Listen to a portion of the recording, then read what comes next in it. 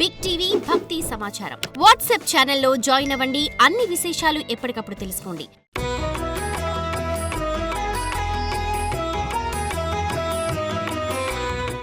ఇప్పుడు తెలంగాణ రాష్ట్రం మాజీ ముఖ్యమంత్రి వర్యులు శ్రీ కల్వకుంట్ల చంద్రశేఖరరావు గారు కేసీఆర్ గారి యొక్క భవిష్యత్తును గురించి తెలుసుకుందాం.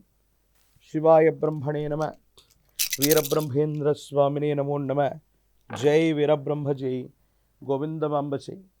వచ్చినటువంటి ఫలితం 5. ఆశ్లేష నక్షత్రం కర్కాటక రాశి జాతకులు శ్రీ కల్వకుంట్ల చంద్రశేఖరరావు గారు. అష్టమ శని ప్రభావం పూర్తయింది, కానీ ద్వాదశ స్థానం అయినటువంటి 12వ స్థానంలో దేవగురు అయినటువంటి బృహస్పతి వ్యయంలో ఉండబోతున్నాడు. ఇప్పటికే కొంతమంది నేతల యొక్క జాతకంలో ఒక దేవగురు అయినటువంటి బృహస్పతి బలహీనంగా ఉంటే ఎలాంటి విపత్కరమైనటువంటి పరిస్థితులు వచ్చాయో మనం తెలుసుకుందాం.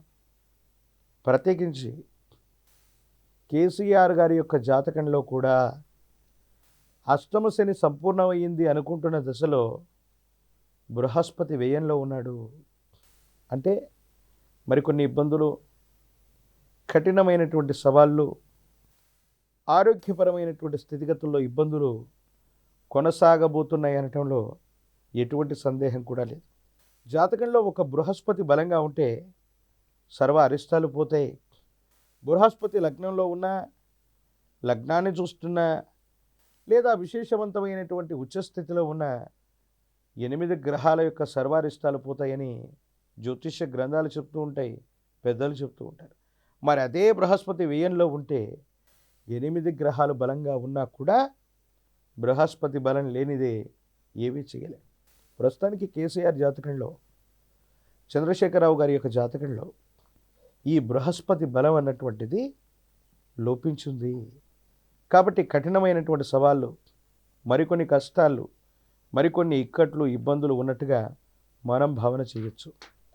ప్రత్యేకించి ఆరోగ్యపరమైనటువంటి అంశాల పట్ల తస్మాత్ జాగ్రత్తగా ఉండటం చెప్పదగినటువంటి సూచన. రాష్ట్ర రాజకీయాలు, దేశ రాజకీయాలు, పార్టీకి సంబంధించిన స్థితిగతులను అనుసరించి, ప్రశ్నాశాస్త్రాన్ని అనుసరించి వచ్చినటువంటి ఫలితం, ఈ బుధుడి సంబంధమైనటువంటి ఫలితం కారణంగా వేగవంతమైనటువంటి ప్రక్రియలో భవిష్యత్తుకు సంబంధించిన వారసుడి యొక్క నిర్ణయం జరుగుతుంది. ఆరోగ్యపరమైన అంశాలు అవ్వచ్చు, ఇతరత్ర దేశకాలమాన పరిస్థితులు అవ్వచ్చు, లేదా వారి యొక్క గోచార స్థితిలో ఉన్నటువంటి రాసులు, గ్రహాలు, వాటికి సంబంధించిన స్థితిగతులను అనుసరించవచ్చు. వేగవంతమైనటువంటి పరిస్థితుల్లో ఖచ్చితంగా కేసీఆర్ గారు తమకు సంబంధించిన భవిష్యత్తుకు సంబంధించిన నేత, వారసుణ్ణి తప్పనిసరిగా ఎంపిక చేసే అవకాశం కనపడుతుంది. తదుపరి కేటీఆర్ గారు. శివాయ బ్రహ్మణే నమ, వీరబ్రహ్మేంద్ర స్వామినే నమో నమ, జై వీరబ్రహ్మ జై గోవిందమాంబ జై. ఓం హ్రీం క్లీం శ్రీం శివాయ బ్రహ్మణే నమ. వచ్చినటువంటి ఫలితం 2. నాకు తెలిసి మృగశిర నక్షత్రం మిథున రాశి జాతకులు కల్వకుంట్ల తారక రామారావు గారు, కేటీఆర్ గారు. 12 సంవత్సరాల తర్వాత దేవగురు అయినటువంటి బృహస్పతి యొక్క బలం ఇప్పుడిప్పుడే వచ్చింది. ఈ వచ్చినటువంటి ఫలితాన్ని అనుసరించి చూస్తే, వారి జాతకాన్ని అనుసరించి వెంటనే అత్యంత అనుకూలవంతమైనటువంటి పరిస్థితులు రాకపోయినప్పటికీ కూడా పార్టీకి తాను వారసుడై భవిష్యత్తును నిర్దేశించడానికి వారు కష్టపడి ముందుకు తీసుకెళ్లే అవకాశం ఉంది.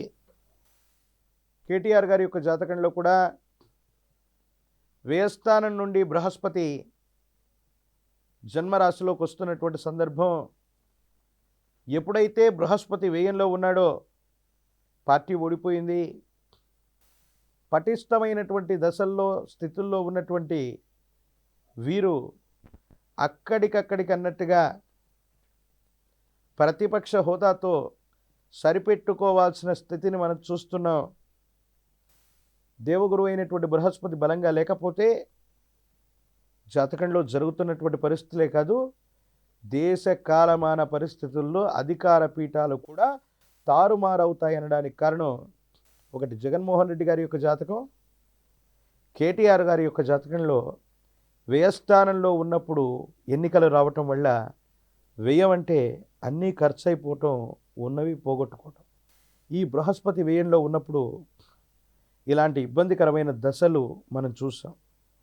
అదే బృహస్పతి జన్మరాశిలోకి వస్తూ ఉన్నటువంటి సందర్భంలో కూడా కొన్ని న్యాయపరమైన అంశాలు, చట్టపరమైనటువంటి స్థితిగతుల్లో కేటీఆర్ గారు హాజరవ్వాల్సి రావటం, ఎప్పుడో చేసినటువంటి పనికి, ఎవరో చేసినటువంటి పనికి అపోహలు, అపార్థాల ద్వారా తాను ఇప్పుడు సంజాయిషి ఇచ్చుకోవాల్సిన స్థితిగతులు, న్యాయపరమైనటువంటి చిక్కులు, ఇవన్నీ కూడా వారి యొక్క జాతకంలో కనపడుతూ ఉన్నాయి. మరిన్ని సానుకూలవంతమైనటువంటి ఫలితాల కోసం మరికొంతకాలం ఆగవలసిందే. వెంటనే సానుకూలవంతమైన స్థితిగతులు రావటానికి కొంత సమయం పడుతుంది. కానీ కల్వకుంట్ల చంద్రశేఖరరావు గారి యొక్క వారసుడిగా ప్రకటితమయ్యే, పార్టీకి అధ్యక్షుడయ్యేనే లేదా పార్టీ మొత్తాన్ని కూడా ముందుంచి నడిపించేటువంటి ఒక అద్భుతమైనటువంటి అవకాశాన్ని అయితే మాత్రం కేటీఆర్ గారు చేజెక్కించుకునేటువంటి పరిస్థితులు మాత్రం కనపడుతున్నాయి. తదుపరి కల్వకుంట్ల కవిత గారి యొక్క భవితవ్యం. శివాయ బ్రహ్మణే నమ, వీరబ్రహ్మేంద్ర స్వామినే నమో నమ, జై వీరబ్రహ్మ జై గోవిందమాంబ జై. వచ్చినటువంటి ఫలితం 6. శ్రీమతి కల్వకుంట్ల కవిత గారి యొక్క భవిష్యత్తు గురించి, వారు లిక్కర్ స్కామ్లో ఉన్నప్పుడు ఇవాళ రేపు అరెస్ట్ అవుతారనుకున్న సందర్భం నుంచి సుమారు 12 మాసాల పాటు వారు అరెస్ట్ అవ్వరన్న విషయాన్ని ముందు చెప్పాను. తర్వాత మళ్ళీ వారు రిమాండ్కి వచ్చినటువంటి తర్వాత వారి మీద ఉన్నటువంటి నేరారోపణలకు సంబంధించిన స్థితిగతులు, న్యాయపరమైనటువంటి అంశాలను గురించి కూడా ముందే చెప్పాం. ఒక ఆసక్తికరమైనటువంటి అంశాన్ని ఇప్పుడు మనం తెలుసుకుందాం. కేసీఆర్ గారి యొక్క జాతకం, కేటీఆర్ గారి యొక్క జాతకం, వారి కుటుంబానికి సంబంధించిన ఒకరిద్దరు మిగతా నేతల యొక్క జాతకాలు ఇవి కూడా అనుకూలంగా లేవు.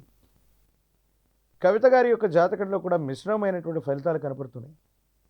కానీ ప్రజల్లోకి చొచ్చుకు వెళ్ళి ఒక ఉద్యమాన్ని తీసుకొచ్చి ప్రత్యేకించి ఒక ముఖ్యమైనటువంటి నేతగా ఎలివేట్ అయ్యేటువంటి అవకాశం, గుర్తింపు పొందేటువంటి స్థితిగతులు కేవలం కవిత గారి యొక్క జాతకంలో మాత్రమే కనపడుతున్నాయి. ఓ రకంగా చెప్పాలంటే కేటీఆర్ గారికి, హరీష్ రావు గారికి, కేసీఆర్ గారి యొక్క తదనంతర వారసులుగా వీరిద్దరిలో ఎవరైనా సరిపోతారని మనం అనుకుంటాం. రాజకీయపరమైనటువంటి రంగాలతో, వ్యక్తులతో కృష్ణమాచార్యకు సంబంధం లేదు. కానీ వారి జాతకంలో నేను చూస్తున్న అంశాన్ని బట్టి చూస్తే కవిత గారి యొక్క జాతకంలో వీరిద్దరిని మించిన అర్హత కనపడుతుంది. కేసీఆర్ గారికి సంబంధించినటువంటి భవిష్యత్తు వారసురాలిగా ఆవిడ ప్రకటించవచ్చు, ప్రకటించబడకపోవచ్చు. కానీ ఒక ప్రజా ఉద్యమంలో ఒక విశేషవంతమైన పేరు తెచ్చుకునేటువంటి అవకాశం కవిత గారి యొక్క జాతకంలో మాత్రమే కనబడుతుంది. వచ్చినటువంటి ఫలితాన్ని అనుసరించి చూస్తే శుక్రుడికి సంబంధించినటువంటి ఫలితం ఇది. జనాకర్షణ కలిగిన నేతగా ఒక ఉద్యమాన్ని వ్యవస్థీకృతం చేసి ప్రజా ఉద్యమానికి కీలకమైనటువంటి వ్యవస్థీకృతమైనటువంటి వ్యక్తిగా తెలంగాణ రాష్ట్రంలో ఈవిడ పేరు ప్రఖ్యాతలు వచ్చే అవకాశం మాత్రం కనబడుతుంది. కొన్ని న్యాయపరమైన చిక్కులు ఉంటాయి, ఇంకా చట్టపరమైనటువంటి అంశాలకు సంబంధించిన స్థితిగతులు ఉన్నప్పటికీ కూడా ఇవేవి కూడా ఈవిడిని ఆపలేవు.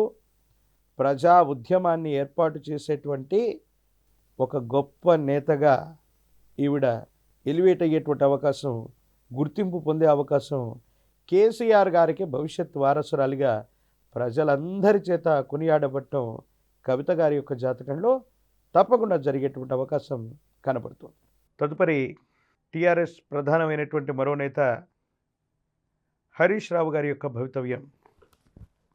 శివాయ బ్రహ్మణే నమ, వీరబ్రహ్మేంద్ర స్వామినే నమో నమ, జై వీరబ్రహ్మ జై గోవిందమాంబ జై.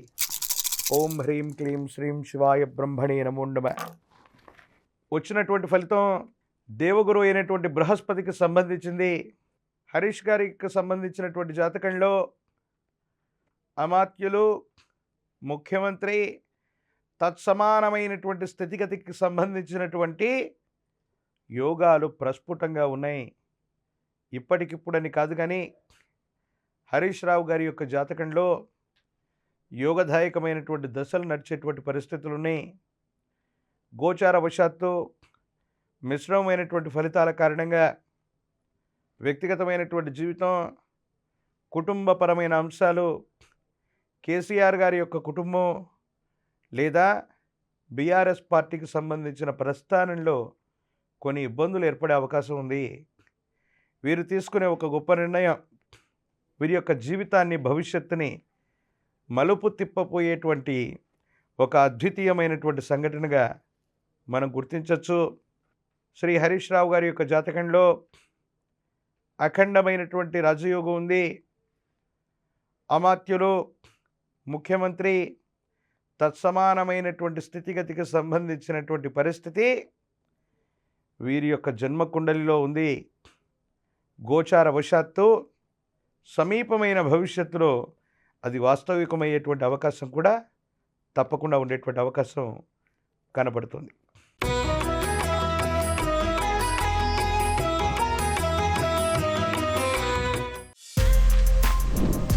For more videos like this, subscribe Big TV channel.